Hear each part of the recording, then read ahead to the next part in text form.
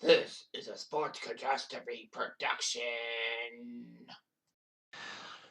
Hey there, Heather. Ho there. It's Jeff Cutter welcoming to another Sports Catastrophe on the States.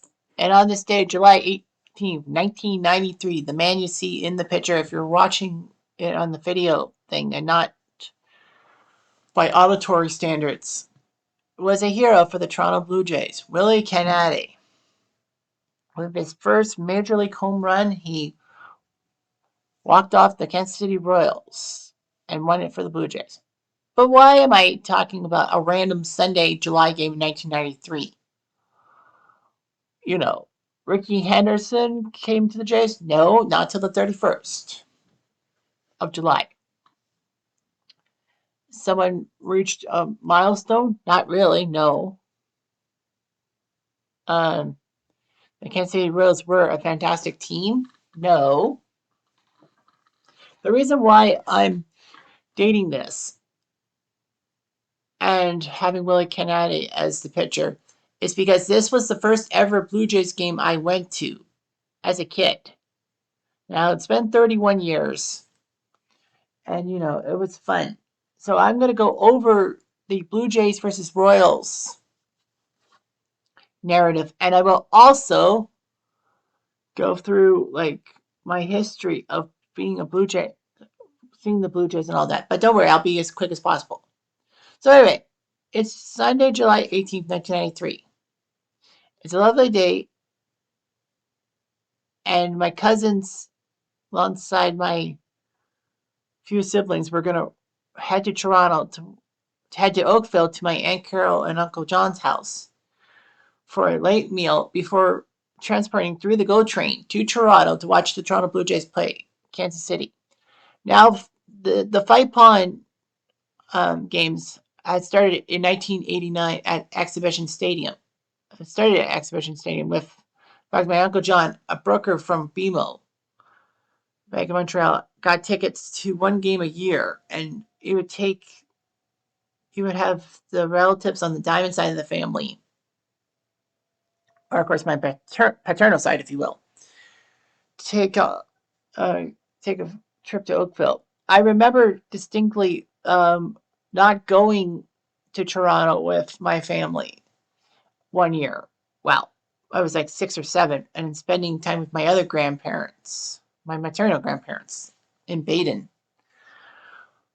But nevertheless, they went to a lot of Blue Jay games once a year and all that. Finally, in 1993, this young, spunky 8-year-old who finally decided to pay attention to hockey for the first time, knew the sports stats and all that, would look for certain players' box score. But anyway, the spunky 8-year-old will be going to his first Blue Jay game. So alongside my dad and my siblings, I went down to Oakville and all that. I remember watching the Blue Jays and being intrigued by the skydome and being intrigued by a lot of people, especially with 50,000 fans there, as the Blue Jays were the defending World Series champions. The Blue Jays were in a dogfight with the Yankees and Bo Sox for the division. Yes, the Blue Jays were 8 games above 500 when they started against Kansas City, but they weren't super dominant. The Yankees and Red Sox were hanging on for dear life. So anyway, the Yankees would beat Oakland up 13-6, and the Red Sox would just beat Seattle 7-6. So the Blue Jays really needed a win, but it did not start well. So anyway, the starting lineups for Kansas City were Felix Jose in right, Brian McRae in center, Hal McRae's son, Wally Joyner at first. Can't believe Wally Joyner, former Angels icon, would play for Kansas City. Mike McFarland catching. Chris Gwynn, Tony's brother, at DH. Gary Gaetti at third base, star for the Twins for many years. Kevin McReynolds, former Met, in left field. Greg Gagne, not the wrestling promoter, but the shortstop, former Twin, played short. Jose Lind, who came over from Pittsburgh and made a critical error in the 92 NLCS Game 7, was at second base. And Hiparo Pichardo was the pitcher. The Blue Jays countered with Robbie Alomar at second, Paul Muller DHing, Joe Carter at right, John Olerud at first, Tony Fernandez at short, Ed Sprague at third, Turner Ward at left, Willie Kennedy at center, and Randy Knorr catching with Pat Hankin pitching. It was weird to see Turner Ward in the outfield. Like Turner Ward. Well, left field would soon be Ricky Henderson's playground. Because after all, Ricky wouldn't come to the Jays till July 31st of that year. And Willie Kennedy was playing for Devo White, who needed some time off. So anyway, the Royals started off fast. A home run by McFarland down the left field line scored him and Brian McCray. Kevin McReynolds would have sack fly in the second to make it 3-0. The Blue Jays would come back thanks to a balk by Pacharo, which scored Kennedy, who was on base thanks to a single in the bottom of the third. The Blue Jays would tie the game in the fourth when Turner Ward had a sack fly and Willie Kennedy hit an RBI single to score Tony Fernandez. What's about Willie Kennedy? The Blue Jays did have a runner on third in the bottom of the sixth, but Randy Knorr popped up and missed it. Top of the ninth, Pat Hankin was still on the mound against McCray. He struck out McCray. Jr. walked, but McFarland hit a double play to make it 3-3. And then with the second pitch of the bottom of the ninth, Pacharo's still on the mound. Willie Kennedy deposits it over the left field fence. Home run. The Blue Jays win the game 4-3. And Willie Kennedy, of all things, of all people, was your hero. His career stats, according to Baseball Reference, well, he born to 41. He had 47 at-bats as in his major league career, 10 hits. So he was 10 for 47 in his career, with 1 home run and 3 RBIs. 2 of them in 1 game. So he had 3 career RBIs and 1 career home run. I saw his only career home run and 2 of his 3 career RBIs. He would play 38 games for the 93 Blue Jays. But that was it. He did play 1 game in the 93 World Series. I think it's a pinch runner. But yeah. It was weird. It was like Willie Kennedy, of all people, was the hero. And it was like, wow. Unbelievable. Well, regardless of that, I don't think a lot of people will probably say, hey, I was there at the Blue Jays game when this player hit his only career home run. Not a rarity. So, anyway, 93 started a 14-year run of me going to Blue Jay games. 94 was against, I think it was Seattle.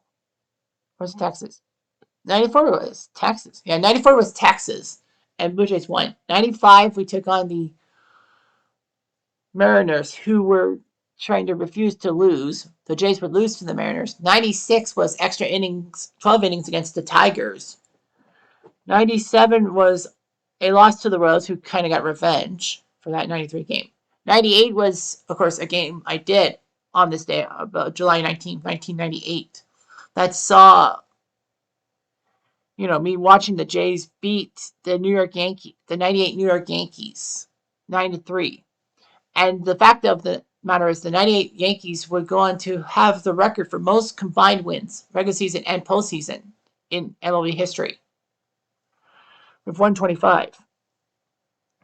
1999, the Blue Jays would face the Braves and actually narrowly beat the Braves. Little did we know that the Braves were the NL representative at the World Series. And in 2000, the Blue Jays beat the Mets 7-3, thanks to a grand slam by Marty freaking Cordova. I have Mets friends on Facebook, but anyway, how was I supposed to know the Mets were going to the 2000 World Series? So that was weird, seeing 3 straight years with a World Series team and all that. Can't remember 2001. Was it the Yankees? Yeah, I think it was the Yankees in 2001 that the Blue Jays had lost to, right? If I remember correctly, it was the Yankees. It was a loss against the Yankees in 2001. And then 2002 was the game again I saw against Boston that the Red Sox tied it up in the top of the ninth, but Eric Hinsky, in the middle of his Rookie of the Year campaign, hit a home run over the right field wall for a walk-off, which I got to see live, which was pretty impressive. 2003 was the game against Baltimore in which Doc Holliday, in the midst of his Cy Young season, blew away Baltimore and took Rodrigo Lopez to the shed. 2004, I saw the Blue Jays face Tampa when they were still called the Devil Rays. Jays won, yet the Jays in that, well, wearing those stupid silver jerseys and all that black. But I saw that game was Carlos Delgado getting his 1,000th career RBI. 2005 was another loss to the Yankees. Well, it was with the Yankees. 2006 was against the White Sox in the Cito Gaston bobblehead day, which I got Cito Gaston's autograph on my ticket stub. Yeah, it was the Jays against the White Sox and all that, and I got Cito Gaston's autograph. And in 2007 was a double dip of games because in 2007 I finagled birthday tickets from my brother for my 22nd birthday, which was the Jays home opener against Kansas City. Weird how Kansas City always seems to be in my plans to see them play the Jays. Blue Jays beat the Royals 8-1, I think, or something like that. And then they took care of Seattle in the last Diamond Oakfield to Toronto game, like being Seattle. But yeah, that was the last time that my Uncle John got tickets and all that. And I had opportunities, but nothing came about it. And then COVID hit when I was expecting to watch the Blue Jays face Texas on home turf. But I never got to see that game. And then opportunity knocked when my men's breakfast, well, my men's group at church got Blue Jay tickets last year to see the Angels. So it was supposed to be my first Blue Jays game in 16 years. Angels Blue Jays, July 2023, July 29th.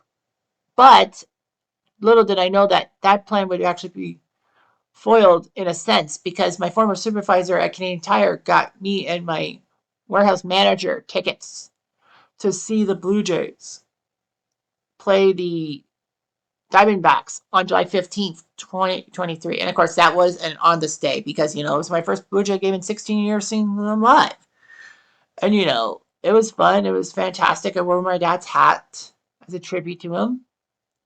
Yeah, I think I had fun watching Blue Jay games in my youth. The summers of my youth. Anyhow, I'm going to do.